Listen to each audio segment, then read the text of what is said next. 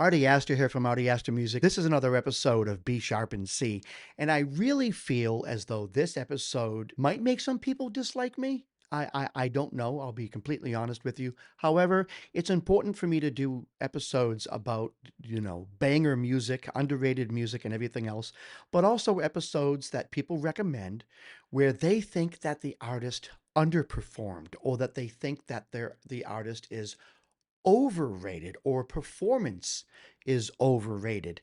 And that is what I hear when it comes to Neil Young and Jimmy Page performing All Along the Watchtower. Now, like I did with the Rolling Stones video, I did as little research as possible. I don't want to fill my head with facts about this performance.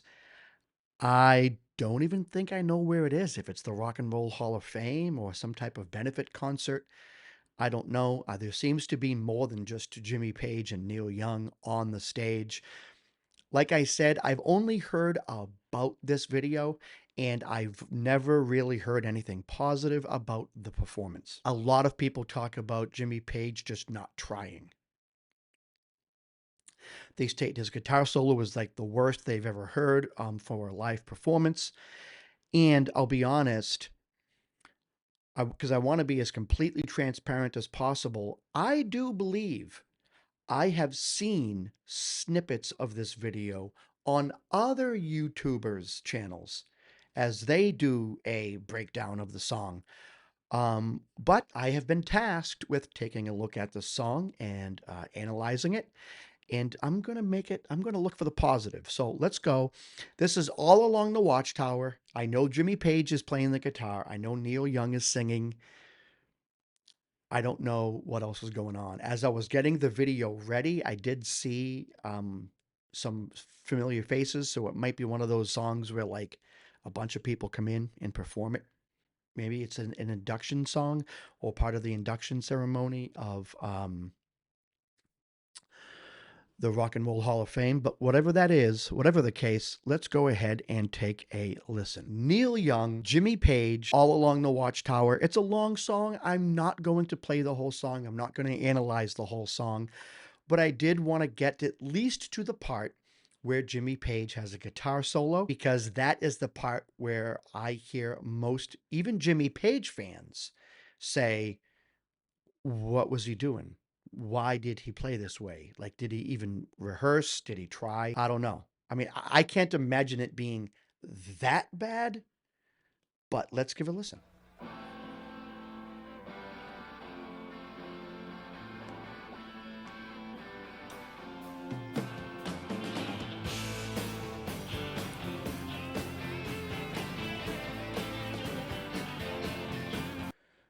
All right, so right there, I see what looks like Neil Young.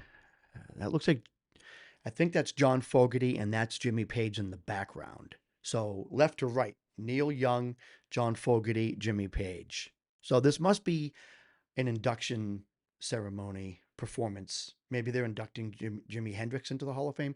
Like I said, I did zero research about the actual performance and about this actual video because I want to come at it fresh. But I'm not going to sit here and say I've never seen this video before. I've seen snippets and I don't remember Jimmy Page's performance exactly. I do remember thinking it's not that great, but it's been a long time. I don't remember. So I feel like I'm coming at this about as fresh as I possibly can.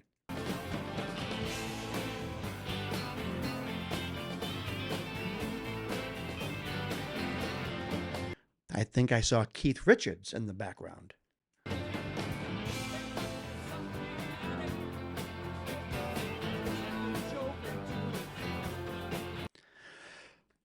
I mean, I don't know. If this is the rock and roll induction concert, part of me is thinking that maybe they try to keep things as raw as possible. I mean, his microphone should be up more. I don't know if what they do as far as sound engineering is concerned during these concerts. I really don't, to be honest with you. And maybe they want to keep it raw sounding.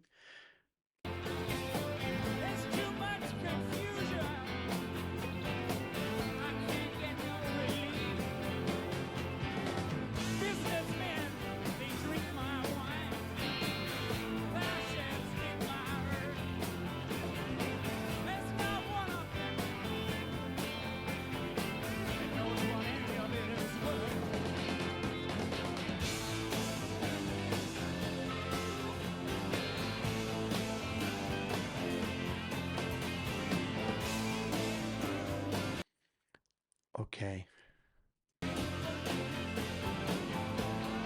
Carlos Santana is in the background.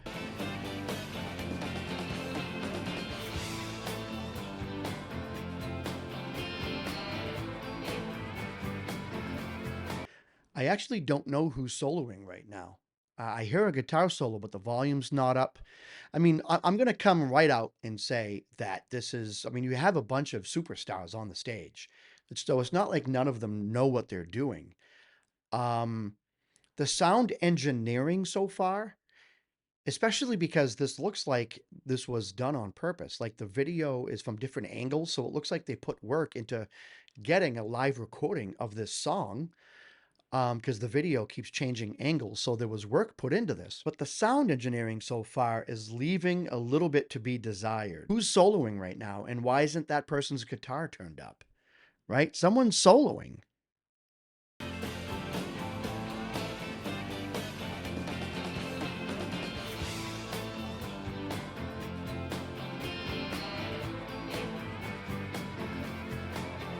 I think the guy in the black in the way back.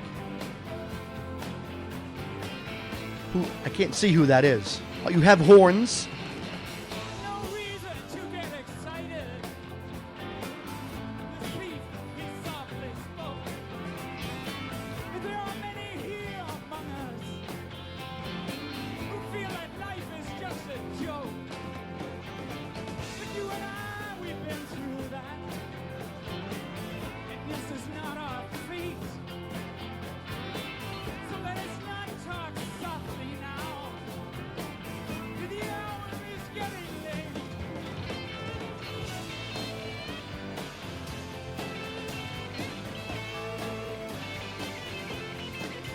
It sounds like Jimmy Page. Okay, that's Jimmy Page.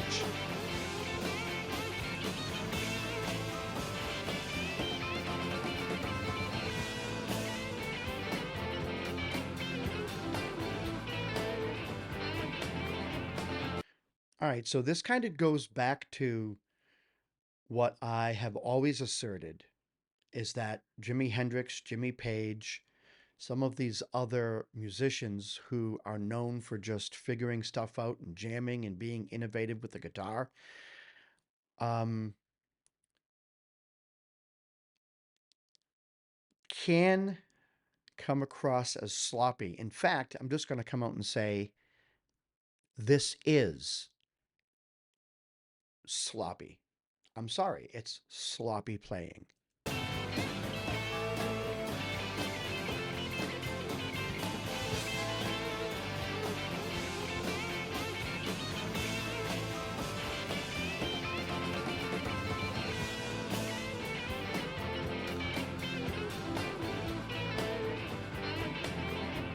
Ooh.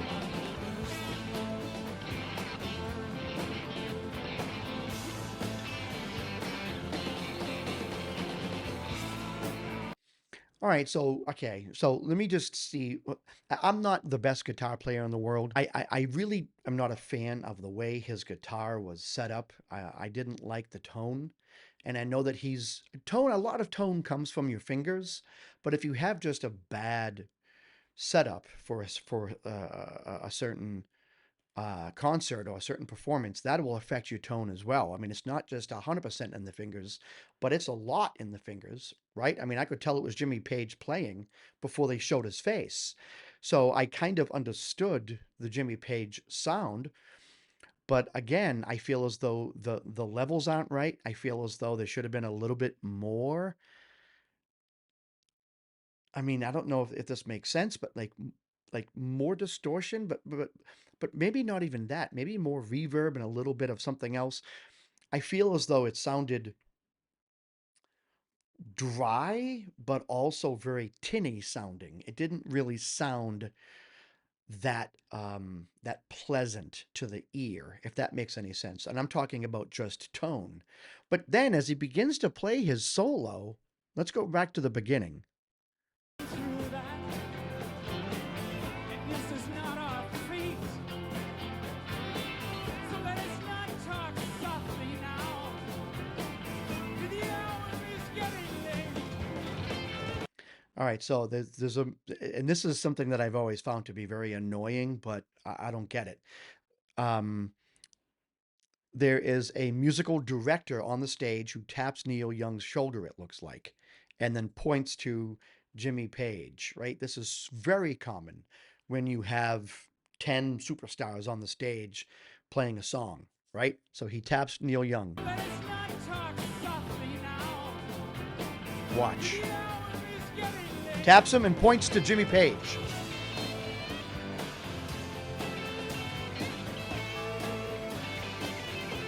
Right there. Right there, I could tell it was Jimmy Page's playing. He does this thing where he kind of moves around throughout the pentatonic scale, and it has a very interesting tone. And you can, it's definitely the way the pick is hitting the strings, and that's a very, for me, when I hear that, I know it's Jimmy Page.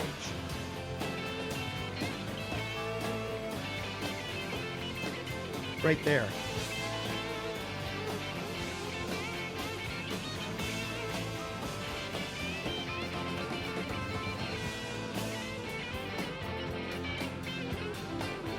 All right, so right there, it's almost like he started playing the guitar solo to Stairway to Heaven, and then he's like, "Oh no, let me not do that." So maybe this song is in the same key as Stairway to Heaven. So then he played a riff that sounded like Stairway to Heaven, and then he was like, "No, I don't want to fall into that." So then he started playing something else, but it kind of came out a little fumbled. It's interesting, and I'll finish the solo, and then I'll go back and I'll say why I think this is happening.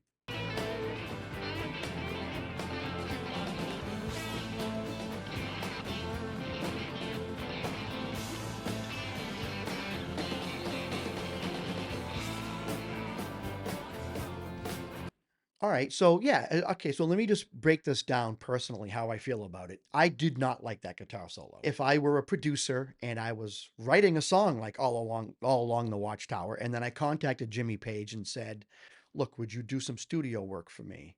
And I'll give you, $2,000 or $5,000." And he comes into the studio and then lays down that guitar solo. I'm saying to him, "Can you maybe give this two or three more takes and then let me work it out in post?" And then maybe piece together something that sounds a little bit better. So it was a sloppy guitar solo. He was missing strings, it seemed like, or just hitting the wrong notes, or just kind of blindly just bouncing up and down from one string to the next out of the pentatonic scale without any real thought as to what he could do. But there are a million reasons for this. There are a million reasons for this. Number one, if this is a Rock and Roll Hall of Fame induction ceremony, um, then he might have been drinking before the concert, right? He might have been unprepared. He might have been unprepared to begin with. He might have been at the concert, and then someone said, "Do you want to solo? It's the key of whatever, and come on in." And then he came in kind of blind, and then maybe he underestimated that he should have had some type of preparation, and then he just did what he could. It could be that, but I think we have to understand something. And this is something that I, at my age, and I'm almost 50, this is something that I am still really wrapping my head around. Not every guitar player is going to be Eric Johnson or Steve Vai, where they have built their career off of being pristine. They almost never make a noticeable mistake that you can look at and be like, ah, although they do make mistakes. Every single guitar player in the world makes mistakes, but they've gotten their craft down and their mechanics down to a point where the mistakes are far and few between. And then when they make a mistake, it's usually something cerebral that only they recognize and then that they can fix. You know, they bend up and realize they're bending up to the natural six and they should have been bending up to the flat six. And they know right away to just kind of release the bend about a half tone to get back to the flat six, or maybe push it up an extra half tone to go to the flat. Whatever the case is, a lot of these polished musicians who have pristine mechanics and playability, I feel as though they would never do anything like this. At the same time, a lot of guitarists who are known for being innovative, whether it's being creative with the whammy bar or being creative with the wah wah pedal or being creative with feedback or being creative with something else, a lot of those guitar players, they take their innovation, they take their creative attempts and their creative juices, and they take that to the stage. So even though you paid $200 for your ticket for the concert, this guitar player who's up there on the stage in the middle of his guitar solo, he might actually try something that he's never even practiced at home, right? And I feel like that is what made Jimmy Page so good. The fact that he was just throwing all caution to the wind and being as bold as he could. No, it doesn't sound good all the time to the person in the audience. And it's weird because I believe it was Eddie Van Halen who said it. I don't quote me, I could be wrong, but he mentioned something about being innovative because Eddie Van Halen was super innovative, super innovative. But he was also known for being very mechanically pristine. He was known for his great mechanics and his great control. Doesn't mean he was a perfect player because there is no perfect player.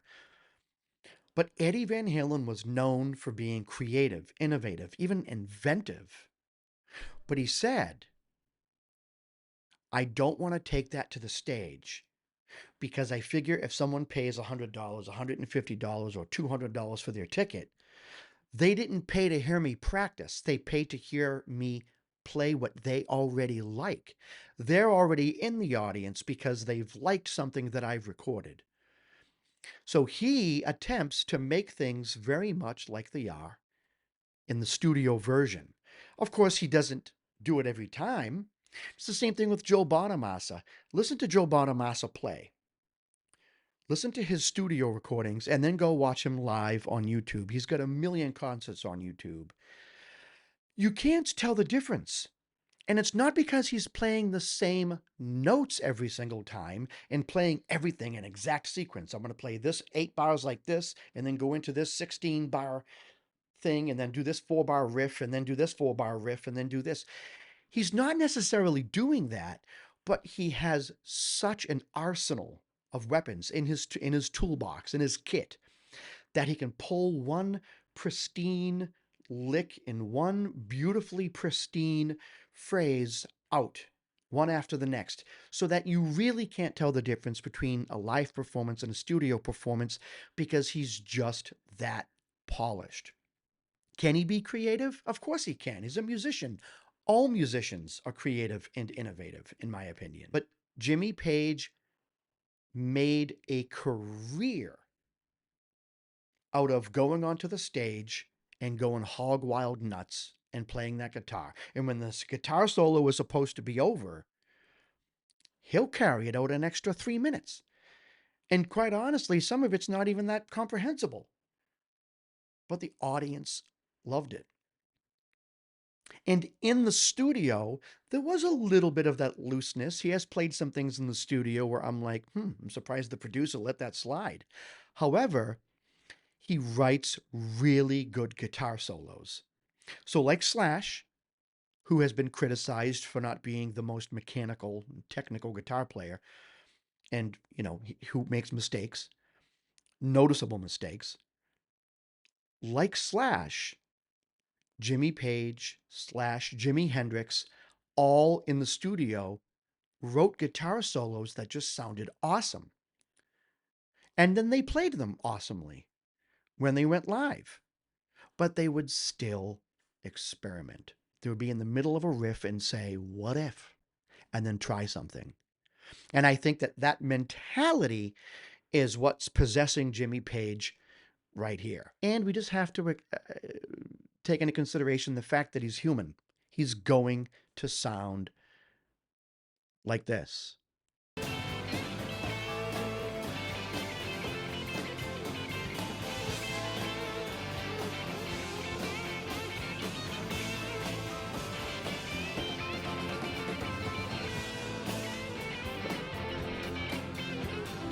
It's funny how right after that riff where he sounded like he was playing Stairway to Heaven, then he started really getting lost. In my mind, I think that he just thought, wow, this sounds like Stairway to Heaven. Let me not go there.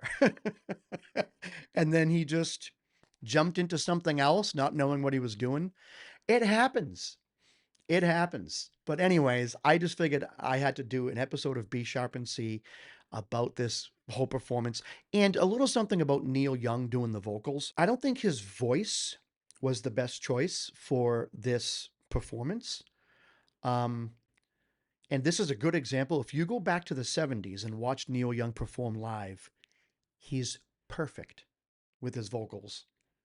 Perfect. And I think he was trying here to give a little bit of that looseness that Jimi Hendrix had when Jimi Hendrix did All Along the Watchtower. And it came out like this. It came out the way it did. I don't think it's horrible. I just think that um, there could have been a better choice, but I mean, he gave it all he had. And again, at the end of the day, if this is something like the Rock and Roll Hall of Fame, it's all fun. And the audience gets to see musicians acting like humans, acting like people, just jamming, mistakes included, just jamming. So I think that if I was in the audience watching this, I would have enjoyed it. Seeing all those people on the stage, watching people just be themselves and express themselves, leaving their comfort zone. I think that that's actually kind of fun. You know, different from when Prince did a song when he did "While My Guitar Gently Weeps" for the Rock and Roll Hall of Fame. I believe he really wanted to nail that, and he practiced. I would bet money on it. And in this case here, I think Jimmy Page was like, well, I'm just going to do what I do. And he did. You essentially got Jimmy Page right here. This is Jimmy Page. This is the Jimmy Page that that rolled right into all those great songs from Led Zeppelin. It's the same guy. And he's doing here what he did back in the late 60s and early 70s, things that made him famous. So he's really not doing anything out of the ordinary. It's just that it's Jimmy Page. He's a legend. We expect perfection. But perfection is not what made Jimmy Page famous. In my opinion, it's his amazing ability to write awesome guitar solos and his fearlessness when he's performing live. So, yeah, that is it. And of course, good songs. I mean, just damn good songs, right? Anyways, I'm done with this episode. This is Artie Astor from B Sharp and C. Stay groovy.